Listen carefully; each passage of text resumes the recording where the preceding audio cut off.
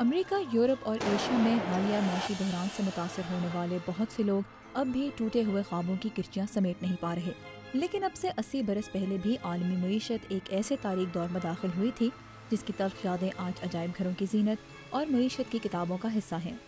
یہ دور تھا great depression. Let me assert my firm belief that the only thing we have to fear is fear itself. 29 اکتوبر 1929 کو new York stock exchange کے crash کے ساتھ پیدا ہونے والے بحران نے اگلے کئی برسوں تک بہت سے ملکوں کی معیشت کو اپنی لپیٹ میں لیے رکھا۔ یہ دور ہماری موجودہ تاریخ میں سب سے شدید اقتصادی بحران کے طور پر یاد کیا جاتا ہے۔ تاریخ کے حوالے سے اس سال کی بہترین کتاب کے لیے پولیٹزر پرائز حاصل کرنے والی لیاقت احمد کی lords of finance, the bankers who broke the world کہانی ہے امریکہ، برطانیہ، جرمنی اور فرانس کے مرکزی بینکوں کے سربراہان کی، جن کے ہاتھوں میں اس وقت عالمی معیشت کی باغ ڈور تھی۔ I realized when I started reading about the Great Depression that most of it had been written by economists. مجھے احساس ہوا کہ گریٹ ڈپریشن کے بارے میں زیادہ تر مواد ماہرین نے معاشی پس منظر میں لکھا ہے، لیکن ان سب نے یہی نتیجہ اخذ کیا کہ گریٹ ڈپریشن بینکاروں اور فائنانس منسٹرز کی غلطیوں سے پیدا ہوا ہے، اسے روکا جا سکتا تھا۔ اس لیے میں نے سوچا کہ کیوں نہ ان لوگوں کے بارے میں کتاب لکھی جائے جو ان کے فیصلوں اور ان کی وجوہات کے بارے میں بتائے۔ لیاقت احمد اپنی کتاب میں بتاتے ہیں کہ کس طرح ان 4 بینکاروں کے فیصلوں نے عالمی معیشت کو اس دور میں متاثر کیا، اور پڑھنے والے کو اندازہ ہوتا ہے کہ حالیہ اقتصادی بحران کی طرح گریٹ ڈپریشن بھی چند لوگوں کے فیصلوں کا نتیجہ تھا، نہ کہ بے قابو معاشی قوتوں کا اثر۔ بدقسمتی سے ہم نے اس تاریخ سے کوئی سبق نہیں سیکھا۔ ماضی میں اسٹاک مارکیٹ میں بے انتہا تیزی آئی تھی اور اس مرتبہ ہاؤسنگ مارکیٹ میں۔ دونوں ادوار میں بینکوں نے خوب قرضے دیے، لیکن جب خوشحالی کا یہ بلبلہ پھٹا تو بینک بحران کا شکار ہو گئے۔ دونوں مرتبہ حالات حیران کن حد تک ایک ہی جیسے تھے۔ اس سال پولیٹزر پرائز حاصل کرنے کے علاوہ یہ کتاب 2009 میں فائنینشل ٹائمز اور گولڈمن سیکس کا business book of the year award بھی جیت چکی ہے۔ Lords of finance Liaquat Ahmed کی پہلی کتاب ہے۔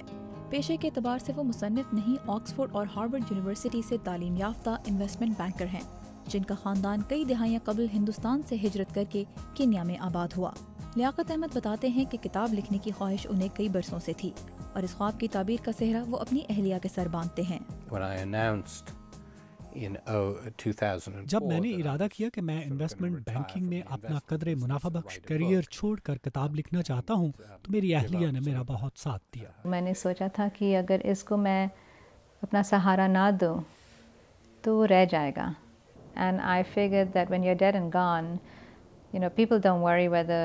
میں نے سوچا کہ آپ کے اس دنیا سے چلے جانے کے بعد لوگ یہ نہیں پوچھتے کہ کیا آپ روزانہ دفتر گئے تھے یا نہیں، لیکن اگر آپ ایک اچھی کتاب لکھ جائیں تو آپ کا نام ہمیشہ زندہ رہتا ہے۔ I thought that would be there for posterity, that would last forever. کتاب لکھنا یقیناً آسان نہیں، اور تاریخ کی کتاب مصنف پر یہ ذمہ داری ڈالتی ہے کہ وہ نہ صرف حقائق کے ساتھ پوری دیانتداری کرے بلکہ کتاب میں پڑھنے والے کی دلچسپی بھی مسلسل قائم رکھے۔ کتاب لکھنا ایک لمبی دوڑ کی طرح ہے۔ اگر آپ پوری کتاب کے بارے میں سوچنے لگیں گے تو شاید آغاز سے پہلے ہی تھک جائیں گے۔ ایک وقت میں ایک چیپٹر پر ہی توجہ دی جا سکتی ہے، اور تاریخ کی کتاب میں چونکہ کہانی کا آخر لوگ پہلے ہی سے جانتے ہیں، اس لیے آپ کو یہ کوشش کرنی پڑتی ہے کہ لوگ وہ بھول جائیں۔ آپ کتاب میں مستقبل کی طرف اشارہ نہیں دے سکتے اور ایسے لکھتے ہیں جیسے یہ سب اسی لمحے میں ہو رہا ہے۔ into sort of forgetting that they know how it ends. اس کوشش میں لیاقت احمد کی کامیابی کا اندازہ نیو یارک ٹائمز اور دی اکانومسٹ جیسی چوٹی کی پبلیکیشنز میں اس کتاب پر کیے گئے تبصروں سے بھی ہوتا ہے، جو اسے انتہائی دلچسپ اور برمحل قرار دیتے ہیں۔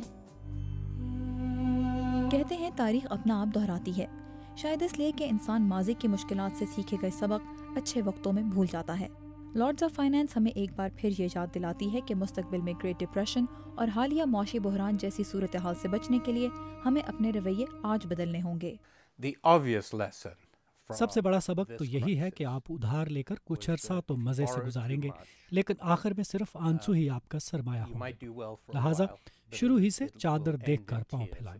اس کے علاوہ بینکاری کا نظام بھی زوال کا شکار ہے، ہمیں دوبارہ اچھی قدروں اور اصول پرستی کی طرف واپس جانا ہوگا۔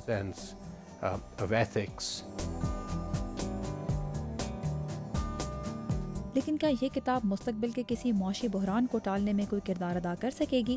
اس کا فیصلہ آنے والا وقت ہی کرے گا۔